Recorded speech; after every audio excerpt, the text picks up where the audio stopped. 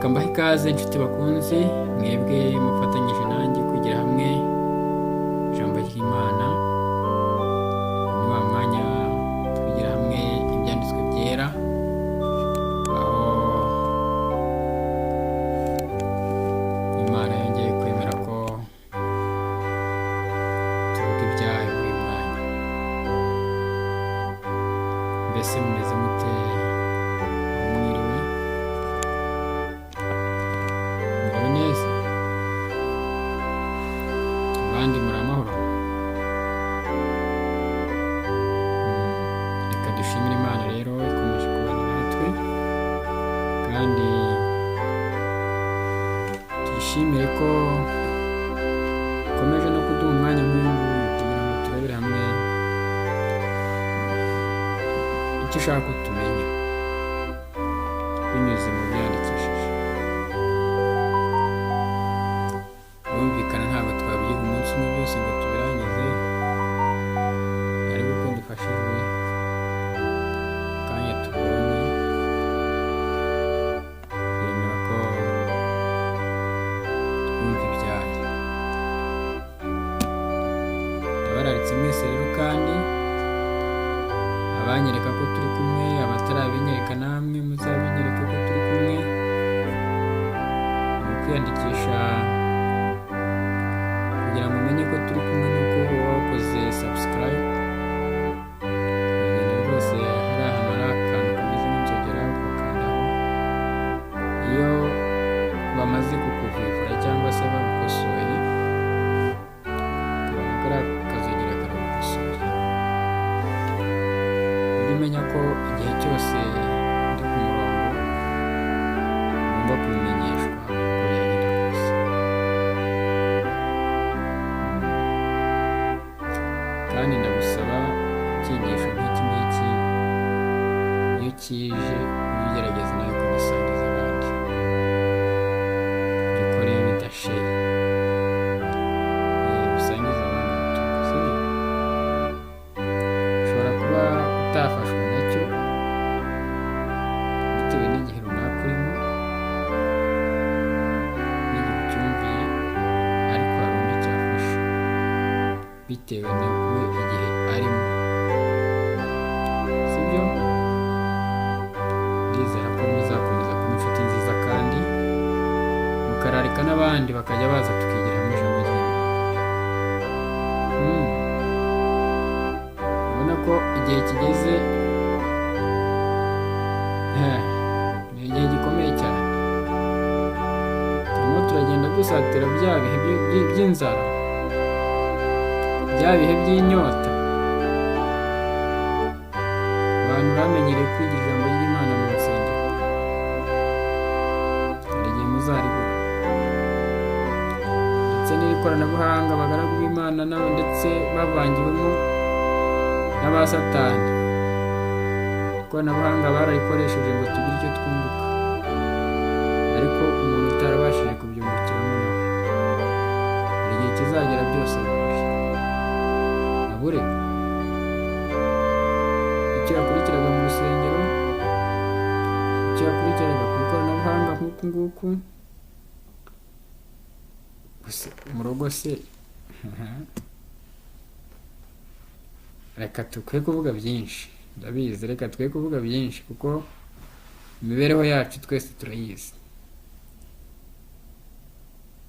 Imana iraduhendahenda ngo tube abasomyi b'ijambo ry'Imana, tube abasomyi twiga ibyo yandikishije hakiri kare bikiriho, twe tugafata umwanya tukawukerensa, kandi ngo igihe cyahise ntikiba kikigarutse.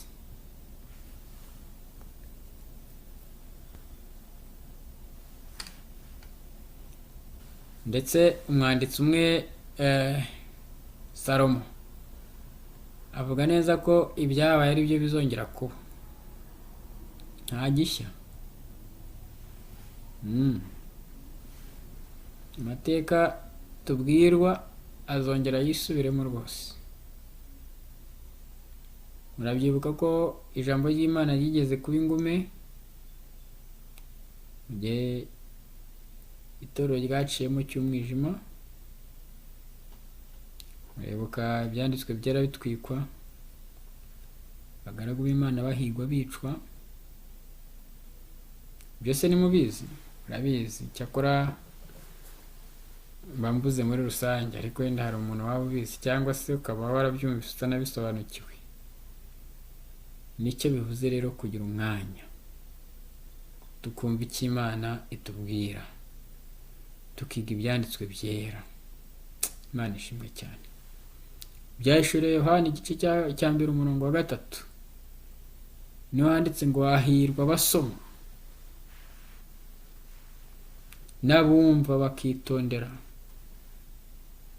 ubuhanuzi bwanditswe muri iki gitabo, kuko igihe kiri bugufi. Urahirwa niba usoma kandi ukumva. Turahirwa niba dusoma, turahirwa niba twumva icyo Imana yandikishije mu ijambo ryayo. Reka rero mbahe ikaze uyu munsi. Tugiye kuba turebera hamwe icyigisho cya 3 cyangwa se igice cya 3 cyangwa se umugabane wa 3 mu byigisho by'umuryango, aho twe turimo turebera hamwe icyigisho kivuga ngo mu rugo. Mu rugo kurera abana bacu neza no kubigisha, niyo ngingo tugiye kuba turebera hamwe. Twicishije bugufi twese, reka tubanze twiragize Imana yacu. Uwera, uwera, uwera Data wa twese uri mu ijuru, Uwiteka Imana ya Isiraheli, turagushimye kandi turaguhimbaje. Ni wowe ukiduhaye impagarike n'ubugingo. Wemeye ko tuba tugihumeka umwuka w'abazima, izina rye rihimbazwe. Uyu mwanya rero turagarutse ngo ko dukundiye ko twumva ibyawe, twe tugiye kubumbura akanwa. Mwuka wera aba ari gukoresha ururimi rwaduhaye kugira ngo tuvuge ibyo ushima kandi bitunganye, bibashe gukomeza imitima ya benshi bazabyumva, maze dushishikarire gusoma ibyawe, dushishikarire kubyumva, ndetse nitubyumva bidutere kukwizera, ko handitswe ngo dore kwizera guheshwa no kumva, kumva kukazanwa n'ijambo rya Kristo. Urakoze kutwitaho, ndetse ujye ukomeza kubana natwe n'ibindi bihe. Mu izina ryiza rya Yesu Kristo umwami wacu mbisabye nizeye. Amen. Amen. Kurera abana bacu neza no kubigisha. Mbese warera umwana mu buhe buryo kugira ngo umurere neza? Ubundi se icyo wamwigisha ni iki? Ko ingingo ikomeye twaje kubona ko ababyeyi bamwe ntabyo bafite bigisha abana, ibyo bafite nibyo babigisha. Hano ni iki Imana itubwira ibinyujije mu byanditswe? Ni iki Imana itubwira ibinyujije mu byanditswe mu bijyanye no kurera abana bacu neza no kubigisha? Iriya somo ryacu niryo tugiye kuba tuvugaho nanone, n'isomo ry'urufunguzo, igitabo cy'imigani, igice cya 1 umurongo wa 8. Imana ishimwe cyane. Salomo yandikishije amagambo meza, kandi aya magambo arakomeye cyane, ndetse aya magambo yadufasha tuyitayeho, kuko uhereye ku murongo wa 7 Salomo arimo ahugura kureka ingeso mbi abantu bagiraga, cyangwa se ingeso zacu tugira. aravuga yandika ati kubaha Uwiteka ni ishingiro ryo kumenya, ariko umupfapfa ahinyura ubwenge n'ibibwirizwa.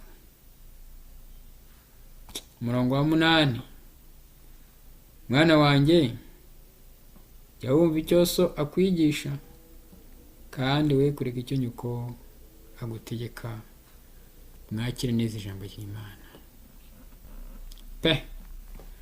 Umupfapfa ahinyura ubwenge n'ibibwirizwa. Ibibwiriza iyo tumaze kubihinyura tukaba duhinyura iby'ubwenge, dusigara turi abapfapfa. Kandi hari uwo wabibwira akavuga ati uratukanye. Oya, ni ibyanditswe bivuga. Jye nawe dushobora kuba abapfapfa igihe duhinyuye ubwenge n'ibibwirizwa cyangwa se n'ibibwiriza. Imana igihe tubwiriza amagambo y'ubwenge tukayahinyura tukanga kuyitaho, icyo gihe dushobora kuba abapfapfa. Maze rero reka tujye dukunda Imana, tuyikundishe umutima wacu wose. Ariko isaba ko atari umutima gusa, ahubwo isaba ko tuyikundisha n'ubwenge bwacu, n'igihagararo cyacu, n'ubutunzi bwacu bwose.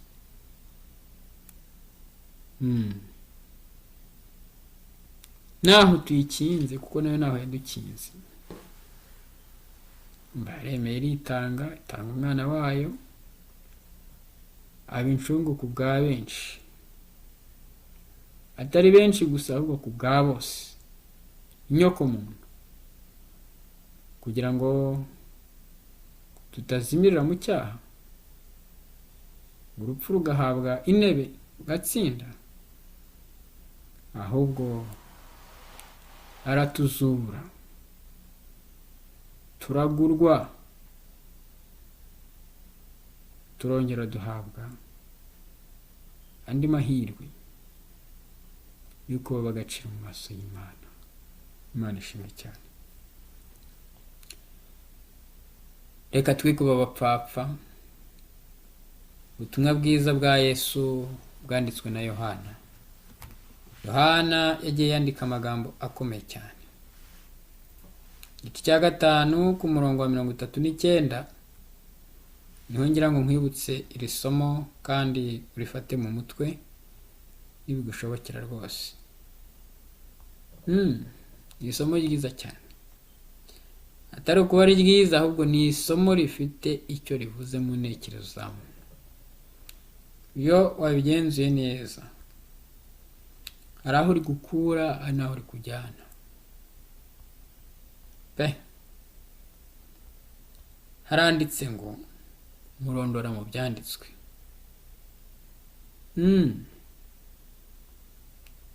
Mbese twe turarondora? Yesu yarimo abwira abafarisayo n'abanditsi ko barondoraga mu byanditswe. Arasomaga barabasomye, ariko ntabwo ibyo basomye byabagiye akamaro. Niho haba hari ikibazo gikomeye rero. Turamutse ibyo dusoma natwe ntacyo bitumarira. Ibyo Pawulo avuga mu Baroma, iri somo naryo ndarikunda cyane, namwe muzarikunde. Igice cya 2 umurongo wa 24. Umurongo wa 21. Imirongo uko ari 2 irakomeye cyane. Mbese wigisha abandi niwigisha? Mbese wigisha abandi niwigisha? Mbese wigisha abandi niwigisha? Maze rero arandika ati izina ry'Imana ritukwa mu bapagani ku bwanyu nk'uko byanditswe mu gitabo cy'amategeko. Igihe cyose umuntu yigisha abantu atigisha, byange bikunde azaneshwa na kamere y'ibyo ararikiye. Batangira bavuga bati do mwamubonye, muramubona. Bariya nibo bavuga ngo ni abapasiteri, nibo bavuga ngo bavugira Imana, nibo bavuga ngo ni abavugabutumwa, ngo ni abakristo. Ni ukuri mumfashe twirinde cyane, natwe turushaho kwigenzura. Rega niba hari ingeso mbi twagiraga twarazigize kandi n'ubu turacyazigira, ariko Imana nivuga byibura tugerageze tugabanye. Niba watukanaga uvuga uti ntakira ni gutukana, niba wasambanaga uvuga uti ntakira ni gusambana, niba wibaga uvuga uti ntakira ni kwiba, niba wifuzaga uti ntakira ni kwifuza. Imana yiteguye kuza ikiri mu muntu. Igihe tuzagira ibyo byifuzo muri twebwe tubikuye ku mutima, tubabajwe n'icyaha cyacu, Imana izaduha imbaraga. Hamwe n'ibitugerageza ntabwo Imana izihanganira ko bidutsinda, ahubwo tuzatsinda icyaha kandi tuzakinesha kubwa Kristo umwami wacu. Reka turebere hamwe rero aya magambo tutavuze byinshi kugira ngo tuze kugira n'igihe cyo gusoza. Murabizi umwanzi wacu ni igihe, kurera abana bacu neza no kubigisha. Ariko nyine nk'uko nari mbabwiye, isomo riboneka mu butumwa bwiza bwa Yesu kwanditswe na Yohana igice cya 5:39, niho havuga ngo murondora mu byanditswe kuko mwibwira ko muri byo arimo mufite ubugingo buhoraho, kandi ari byo bimamya. Izina ry'Imana yacu rihimbazwe. Mu isi uko bisanzwe bigenda, ababyeyi bareka abasore bakikurikiriza uko ubwenge bwabo bubabwirije, kandi iyo ari abanyamahane bakiri bato, ababyeyi bavuga ko bazakira hanyuma y'igihe gito, maze imyaka 16 cyangwa 18 y'ubukuru yagera bakagira ibyabo bitekerezo, bakareka ingeso zabo mbi, hanyuma bakaba abagabo n'abagore b'ingirakamaro. Nguko uko ababyeyi dutekereza. Mbese si gutekereza? Ariko umwanditsi aravuga ngo mbega ifuti rikomeye cyane. Bamara imyaka myinshi bemerera umwanzi kubiba mu murima umutima w'abana babo, bakareka ingeso zigakura. Ingeso mbi ntabwo ari ingeso nziza, zigakura, kandi akenshi umurimo wose uzakorwa muri ubwo butaka cyangwa se muri iyo mitima y'abana babo ntacyo uzabamarira. Satani n'incakura ni umukozi w'umuhanga, ni umwanzi wica. Igihe cyose hagize ijambo rivuga rirakaza, ribwira abasore, ryaba ijambo ryo kubashyekenga cyangwa se ryo kubatera kureba n'icyaha, urwango, naho rwaba rukeya, Satani abiheraho maze akagaburira imbuto mbi abo bana kugira ngo ibashe gushora imizi kandi yere umusaruro mwinshi. Urumva, iyo niyo ntwaro Satani nawe yifashisha. Ababyeyi bamwe bakundiye abana babo kugira ingeso mbi. Kubera iki? Zikaba ibimenyetso bigaragara mu mibereho yose. icyo cyaha kiri ku babyeyi, ntabwo kiri ku bana. Abo bana bashaka kuvuga ko ari abakristo nyamara batagira umurimo runaka w'ubuntu mu mutima wabo, kandi iyo bahindutse mu mibereho, ingeso zabo za kera zigaragara mu byo bakora byose, maze bakagaragaza rwose ko ingeso ababyeyi babo babemereye arizo ziri gukurira muri bo. Ingeso ababyeyi babemereye kugira bakiri batoya zikaba arizo zitangira kwigaragaza mu mirimo yabo. Ababyeyi rero, inshingano yanyu, ababyeyi bakwiriye gutegeka abana babo, bakareka irari ryabo kandi bakarinesha. Nibatagira batyo, Imana izarimbura rwose abo bana kubw'umunsi w'uburakari bwawo ukaze. Kandi ababyeyi batayoboye abana babo neza ntibazabarwaho ko batacumuye. Itegeko rya kabiri, muhora abana gukiranirwa kwa basi. Itegeko rya gatatu, ntukavugire ubusa izina ry'Uwiteka Imana yawe, kuko Uwiteka utazamubara nk'utacumuye uvugira ubusa izina rye. Cyane cyane mubyumve abigisha ijambo ry'Imana, abapasiteri, ababishopu, abapadiri n'abandi mwese,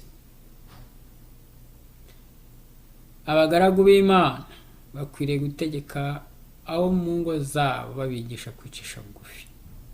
Imana ishimwe cyane.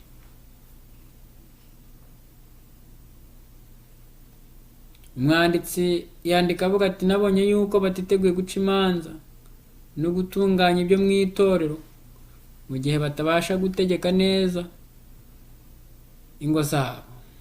Mbese Pawulo ntiyabivuze neza? Kandi bakwiriye bwa mbere kugira gahunda imuhira, maze hanyuma inama yabo no gutegeka kwabo bikabona gukorwa mu itorero. Imana ishimwe cyane. Umuhungu wese n'umukobwa wese, urubyiruko mwumve, niba batabaye imuhira nijoro, bakwiriye kubazwa icyatumye batabahaba. Kuki batashye batinze? Kuki bataraye mu rugo? Baraye hehe? Bari kumwe nande? Ababyeyi bakwiriye kumenya abafatanyije n'abana babo abo ari bo, kandi bakamenya na bene amazu bagiyemo muri ayo majoro. Mubakurikirane, umenye imyitwarire yabo. Ubwenge bw'umuntu ntiburamenya ibirenze by'Imana izi, cyangwa se ngo butange inama nziza yerekana uko abana bakwiriye kugenzerezwa irenze yatanzwe n'Umwami wacu. Amen. Abantu mwigisha mukigisha ibyo ku munwa gusa naho musoma, ugatanga urugero rwo mu rugo rwawe, ugatanga urugero rwo mu rugo rwa runaka, makosa mukosore, uvuga iby'Imana yavuze yandikishije, ko ntawe Imana yigeze itangaho urugero muri mwebwe. Abagaragu bayo yagiye itangaho ingero, nibo dukwiye gufataho ibyitegererezo byibura.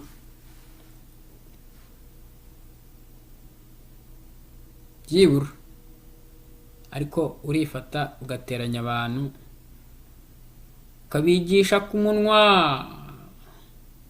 munwa, keka ko amagambo yawe wumva afite agaciro kemeza imitima y'abantu bakwicaye imbere. Abantu bateranye baje kumva ibyo uvuga. Ufashe isaha yose, ufashe amasaha abiri, ufashe iminota 30, urimo uravuga ibyawe gusa, ntaho usoma ntaki, naho waba warabifashe mu mutwe. Fata inyandiko usomera abantu, iki byanditswe bivuga. Ubwenge bw'umuntu niburamenya ibirenze iby'Imana izi, mwitonde, ntabwo urugo rwawe uko ubayeho ari wo muco ugomba kwigisha abandi ko babaho. Ntabwo ari we bakwiye kureberaho zabaze. Ntabwo ari byo. Ubwenge bw'umuntu ntiburamenya ibirenze iby'Imana izi, cyangwa se ngo butange inama nziza yerekana uko abana bakwiriye kugenzerezwa irenze yatanzwe n'Umwami wacu. Umuntu ushaka kugira abana bumva, baciye bugufi, bitonda, bazi ubwenge, bubaha, bakura bashimwa n'Imana n'abantu, najye mu byanditswe, atega amatwi uko Imana imubwira. Imana niyo yamuhaye uwo mwana, nayo izamuha inama zo kurera uwo mwana. Ninde wabasha kumenya neza ibyo abana bakeneye kurusha umuremyi wabo? Iki kibazo kibaze. Ninde wakwibwira ko yabagirira neza akarusha uwabaguze amaraso ye? N'iki nacyo kibaze. Iyaba ijambo ry'Imana ryigwaga ryitondewe kandi rigakurikizwa mu buryo bukiranutse, habayeho umubabaro muke mu mitima butewe n'ingeso mbi z'abana babi. Imana ishimwe cyane. Murabyumva? Reka nsubiremo aya magambo. Iyaba ijambo ry'Imana ryigwaga ryitondewe kandi rigakurikizwa mu buryo bukiranutse, habayeho umubabaro muke wo mu mitima utewe n'ingeso mbi z'abana babi. Kugira ngo umwana ajye kwitwa umwana mubi yavutse ari umwana mwiza, hari amakosa aba yabayeho, hanyuma Satani twamukingurira umuryango nawe akinjira agatura muri twebwe. Ngiye gusoma iyi ngingo, mwitega amatwi. Hariho ibyo abana bakwiriye gukorerwa n'ababyeyi babo, ibyo ababyeyi bakaba bakwiriye kubimenya kandi bakabyitaho. Bakeneye kwigishwa no guhugurwa ngo nabo bazabe ingirakamaro, bubahwe kandi ngo bakundwe n'abo bana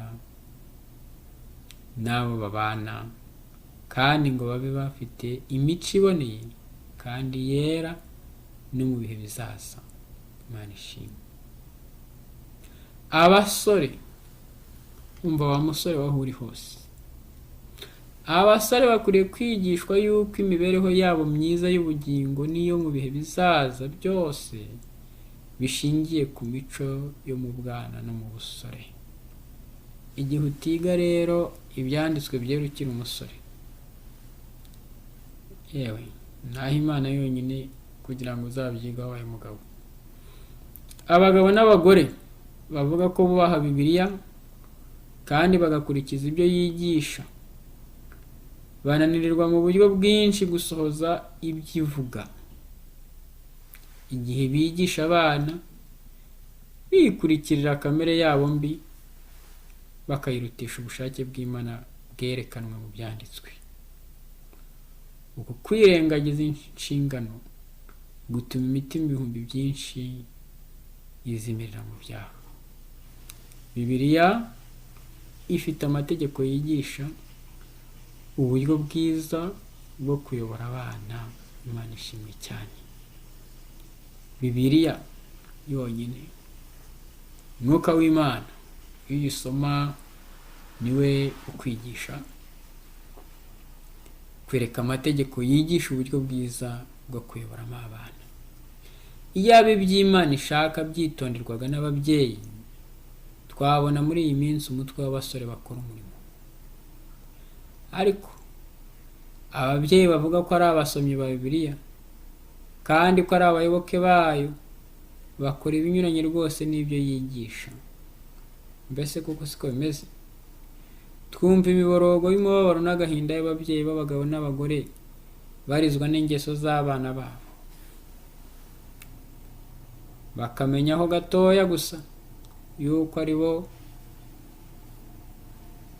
bitera uwo mubabaro n'agahinda, kandi ko barimburisha abana babo bakunda urukundo rutagira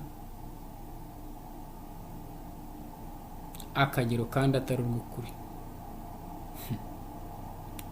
Gukunda umwana wawe uzi ko umukunda urukundo ruhebuje kandi umukunda mu buhumyi,